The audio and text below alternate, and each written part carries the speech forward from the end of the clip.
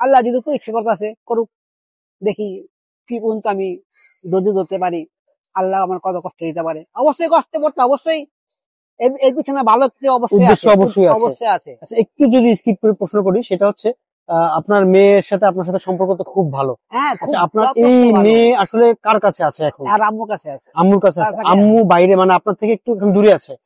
দূরে আছে কি, মানে আমরা একসাথে থাকি, কিন্তু আমি যে কোনো কারণে ওরা আমি আলাদা রাখছি।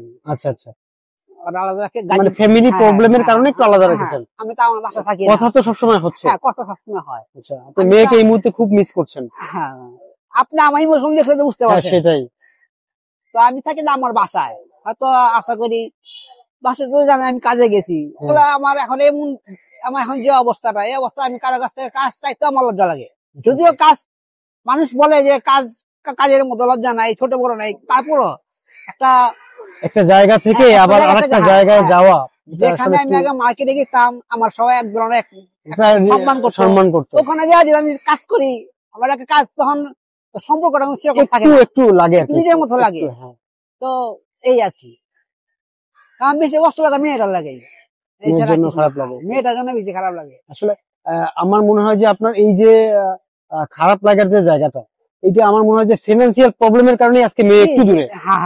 একটু দূরে।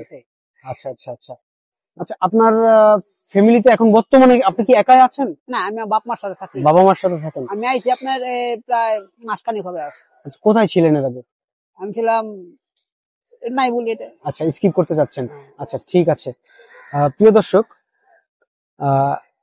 ভাইয়ের সঙ্গে কথা বলে যেটা বুঝলাম যে উনি আসলে খুবই ফিনান্সিয়াল প্রবলেমের মধ্যে দিয়ে যাচ্ছে, এবং যার কারণে উনি ওনার মেয়েকে ওনার থেকে দূরে রেখেছে। ওনার মেয়ের প্রতি ওনার আসলে ইমোশন দেখে যেটা বুঝতে পারলাম, ওনার মেয়েকে উনি প্রচন্ড ভালোবাসে। বাবা মেয়ের সম্পর্ক সবসময় খুব মধুর হয়, কিন্তু উনি ওনার ছোট মেয়ে, মাত্র 8 বছর বয়স, সেই মেয়েটিকেও ওনার এই অর্থনৈতিক অসচ্ছলতার কারণে ওনার কাছে ধরে রাখতে পারেনি, উনি দূরে পাঠিয়ে দিয়েছেন। তো কষ্ট লাগাটাই স্বাভাবিক। তো যাই হোক, প্রিয় দর্শক, ভাইয়ের সাথে কথা বলে অনেক ভালো লাগলো।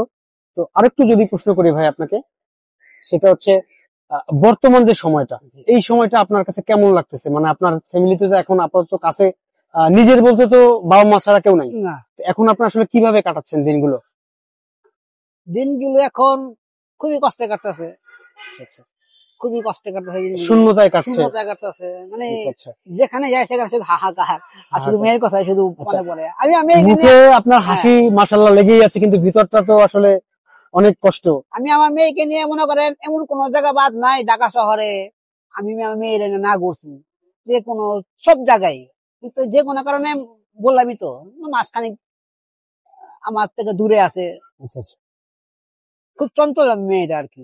আচ্ছা আচ্ছা আচ্ছা, আমি যদি একটু পিছনের দিকে যেতে চাই, সেটা হচ্ছে আপনার বিয়েরও পূর্বে এমন কোন ঘটনা বা এমন কোন মজার কোন বিষয় আছে যেটা আপনি দর্শকের উদ্দেশ্যে বলতে চান? মজার ঘটনা?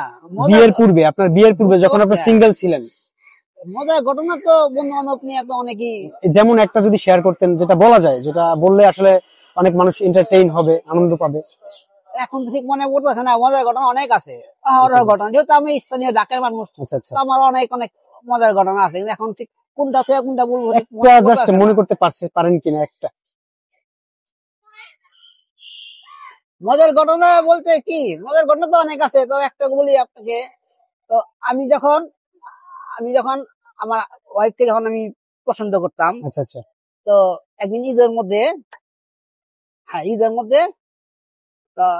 আমার বাসা নিয়ে আসছিলাম। আসার পর আমার বাসায় আমার বাবা ছিল না, তো মায়ের বললাম যে তুমি তাড়াতাড়ি কাপড়টা চেঞ্জ করো। মায়ে বললো কেন? আমি বললাম দরকার আছে। তো মায়ের কাপড় চোপড় চেঞ্জ করলো, পরে ওকে আমাদের বাসায় নিয়ে আসলাম। আসার পর আসে দেখি বাসায় আব্বু নাই। পরে ফোন দিলাম আমার আব্বুরে, ফোন দিয়ে বললাম যে আব্বু এখন বাসায় আসো। আব্বু বললো কেন? আমি দরকার আছে, আহ। ঠিক আছে, আসতেছি। আব্বু বাসায় আসলো। আসার পর হ্যাঁ, আমার বাবা হয়তো ভাবছিল বাসায় কোনো অঘটন ঘটছে, আমি এমন ভাবে ফোন দিয়েছিলাম। তো আসার পর পরে বললো যে কি সমস্যা